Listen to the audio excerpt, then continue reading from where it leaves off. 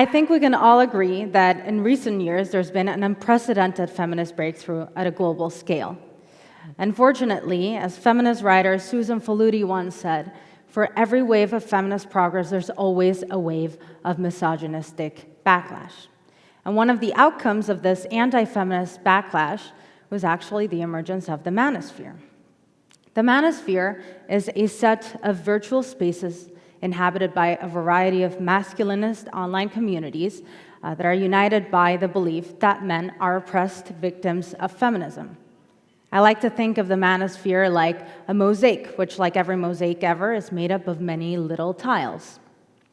Now, in this mosaic, every little tile would be an online space, like a YouTube channel, a TikTok account, a hashtag, a community of grifters like Andrew Tate's Hustlers University.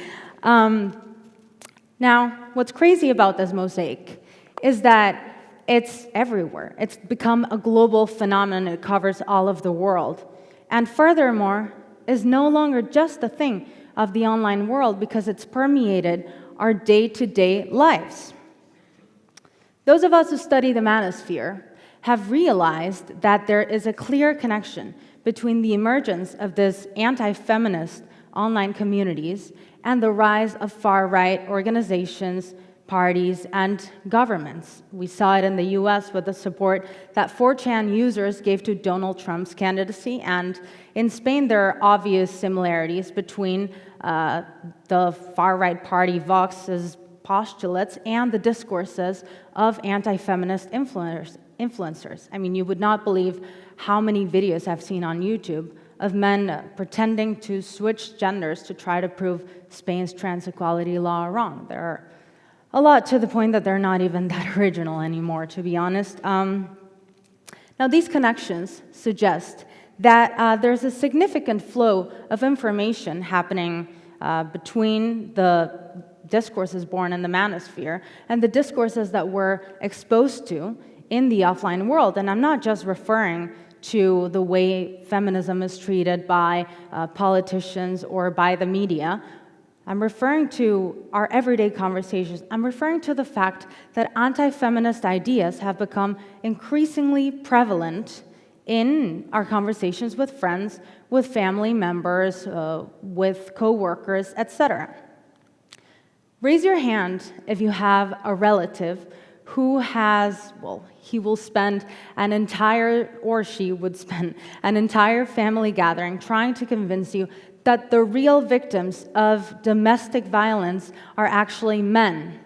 Raise your hand.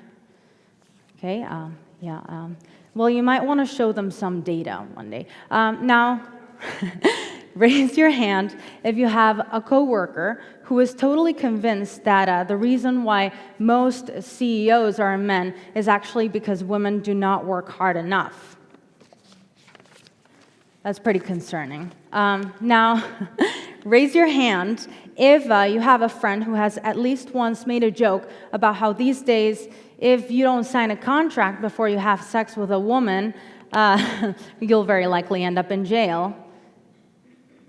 Yeah, no further questions. What I'm describing here is a rather disturbing phenomenon. But you know, academics, we cannot let a disturbing phenomenon go without wondering why it's happening. And so my colleagues and I, who at the time were involved in a project about youth and the Manosphere, decided to find out more. One of the objects of our study was to explore the visual elements of the Manosphere. And by visual elements, I mean emojis, I mean photos, videos, GIFs, live streams, and their ability to influence society beyond the online world. Well, it's true that all these visual elements are very important. They play a very important role in the Manosphere. We quickly realized that it was memes that played a very central role in the dissemination of misogynistic and anti-feminist ideas. By memes, I'm referring specifically to visual works that are created, that are modified, and that are shared through the internet. You know, like Bernie Sanders and his mittens, which is a very cute meme, by the way, or like the multiple variations of the distracted boyfriend, which is not so cute, but you get the point. Another common trait shared by academics is our ambition. We are very ambitious people, but not ambitious enough to try to study the entire internet all at once. So we decided to focus on 3 specific platforms: Twitter, Instagram, and Telegram, all of which we discovered are buzzing with anti-feminist memes. Naturally, the moment we started diving into these platforms, we uncovered more and more questions that we thought needed to be addressed in our study. The main ones being, what does feminism look like in anti-feminist memes? And why is it that the users of the Manosphere resort to memes in order to generate public debate around feminist issues? Well, it turns out that memes have the power to unite people around feelings and ideas that have more to do with hating a common other than with a pre-existing affinity or community or political agenda. Have you ever heard of the saying, "The enemy of my enemy is my friend"? Dwight from The Office certainly has, and that is kind of the idea. Now, thanks to the work of scholars who've been researching the Manosphere for many years, we know that the Manosphere is diverse. For instance, incels, or involuntary celibates, are very different to pickup artists. In fact, they have quite contrasting philosophies when it comes to approaching their sexual relationships with women or lack of thereof. And, despite their differences, what's interesting about the Manosphere is that all of these communities are still very united, and they're united by one thing, which is their commitment to fighting against feminism. It should be no surprise, then, that the moment we started collecting memes, we found that there was one big element in common in all these memes, which was the portrayal of feminism as the enemy. And they reinforced these memes, this us versus them binary, in 4 main ways. So the first thing we noticed is that in many memes that we collected, feminism was portrayed as a mistaken or irrational ideology, like a children's game, like a trend, like a joke. Haha, feminism, really funny. We also found recurring references to political figures and ideas that are very unpopular among the users of the Manosphere, according to which feminism equals Nazism, feminism equals communism, feminism equals Islam, and feminism equals anarchy, and in other words, feminism equals their ideological enemy. We also found lots of memes that portrayed feminism as a movement supported by the lobbies, by corrupt institutions, by the media establishment, and it's rather ironic, but the users of the Manosphere see themselves as part of this subordinate group. And we could really see this very clearly in their memes, where feminists are always the oppressor, and men are always the oppressed somehow. And finally, we came across a type of meme that's very distinctive of the Manosphere, where feminism is personified. The feminist movement is represented like a feminist woman, by a feminist woman. And in these memes, feminists were always portrayed as ugly, like this amazing feminist orc that we found. They're portrayed as crazy, they're portrayed as ignorant, and they're portrayed, obviously, as evil.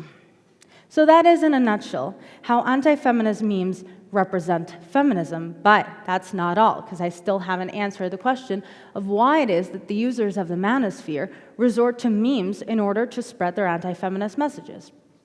Well, it turns out that memes have become one of the most powerful tools in many online debates that exist on the internet about how the world should be. And why is that? This is because memes have a number of features, also known as memetic mechanisms, that allow for their messages to spread more rapidly and effectively. What are these memetic mechanisms, you ask? Well, first of all, memes are known for their capacity to go viral.